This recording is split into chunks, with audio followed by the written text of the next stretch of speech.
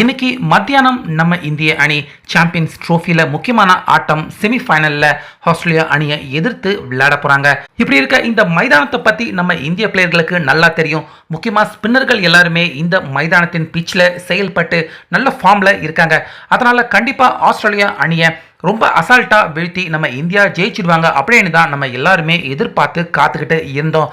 ஆனால் இந்த மேட்ச் துவங்கிறதுக்கு முன்னாடி திடீர்னு கேப்டனான ஸ்டீவ் ஸ்மித் அவர் செஞ்ச ஒரு செய்கை, இது வரைக்கும் நம்ம இந்தியா போட்டு வச்ச ஒட்டுமொத்த திட்டமும் போச்சுடா, இனிமேல் முதல்ல இருந்து தாண்டா ஆரம்பிக்கணும் அப்படின்னு ஒட்டுமொத்த நம்ம இந்திய பிளேயர்கள் கேப்டன் ரோஹித் சர்மா இப்படி எல்லாருமே அதிர்ச்சி அடைஞ்சு போகிற மாதிரியான ஒரு சம்பவத்தை நேற்று சாயந்தரம் பார்த்தீங்கன்னா கேப்டனான ஸ்டீவ் ஸ்மித் அவர் நம்ம இந்திய அணிக்கு எதிராக செஞ்சிருக்காரு. அதாவது இந்த துபாய் இன்டர்நேஷனல் கிரிக்கெட் ஸ்டேடியத்தில் நம்ம இந்தியா இந்த சாம்பியன்ஸ் ட்ரோஃபியில் வரைக்கும் இதுவரைக்கும் 3 ஆட்டம் விளையாண்டுட்டாங்க. 3 ஆட்டத்திலையுமே அபாரமாக விளையாண்டு வெற்றியும் அடைஞ்சிட்டாங்க. ஸோ அதனால் இந்த பிச்சில் எப்படி பந்து வீசணும், இந்த மைதானத்தில் எப்படி விளையாடணும் அப்படின்னு நம்ம இந்திய பிளேயர்கள் எல்லாருமே அக்குவேறு ஆணி வேறாக கற்றுக்கிட்டு ஆஸ்திரேலியா அணி அவங்கள விட இந்த மைதானத்தில் விளையாடக்கூடிய ஒரு டேலண்ட் பிளேயராக நம்ம இந்திய பிளேயர்கள் மாறியிருக்காங்க. இப்படி இருக்க இன்னைக்கு காலையில் பயிற்சி எடுக்கிறதுக்காக ஸ்டீவ் ஸ்மித் அவர் மைதானத்துக்கு வந்திருக்காரு.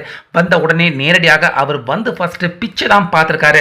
அப்புறம் அங்கே கையை தட்டி ஒரு சில நிமிடங்கள் கோச் எல்லாரு கூடயும் கலந்து பேசியிருக்காரு ஸ்டீவ் ஸ்மித். அதுக்கு அப்புறமா அம்பையர்கள் அதே போல ஐசிசி நிர்வாகிகள் எல்லாருக்கிட்டையுமே ஸ்டீவ் ஸ்மித் அவர் பேசியிருக்காரு. ஸோ என்ன சொல்லியிருக்காரு அப்படின்னு பார்த்தீங்கன்னா, இந்தியா ஏற்கனவே இந்த பிச்சில் கிட்டத்தட்ட 3 ஆட்டங்கள் விளையாண்டு அவங்களுக்கு இந்த பிச்சில் எப்படி பந்து வீசணும், இந்த ட்ராக்ல எப்படி விளையாடணும் அப்படின்னு தெள்ள தெளிவாக தெரிஞ்சு புரிஞ்சு வச்சிருக்காங்க.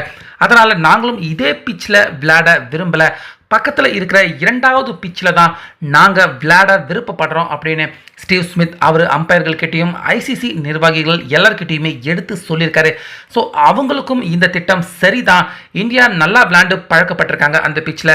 அதாவது ஏற்கனவே நியூசிலாந்து, அதுக்கு முன்னாடி பாகிஸ்தான், பங்களாதேஷ் அவங்க கிட்ட விளையாண்ட அந்த பிச்சில் தற்போது இந்த செமிஃபைனல் ஆட்டத்தை நம்ம இந்தியா விளையாடாம அப்படியே பக்கத்தில் இருக்கிற இன்னொரு பிச், அந்த பிச்சில் தான் செமிஃபைனல் ஆட்டத்தை நம்ம இந்தியா இன்னைக்கு ஆஸ்திரேலியா அணியை எதிர்த்து விளையாட போகிறாங்க.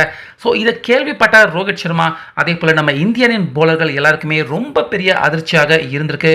ஏன்னா முக்கியமாக வருண் சக்கரவர்த்தி அதே போல் இந்தியனின் போலர்கள் எல்லாருமே நல்ல பழக்கப்பட்ட ஒரு பிச்சை தற்போது அதில் விளையாடக்கூடாது, பக்கத்தில் இருக்கிற வேற பிச்சில் விளையாடுங்க அப்படின்னு சொல்கிறப்ப கண்டிப்பாக அந்த பிச்சில் நம்ம இந்திய போலர்கள் செட் ஆகிறதுக்கு நிச்சயமாக 1, 2, 3 ஓவர்கள் கூட ஆகலாம்.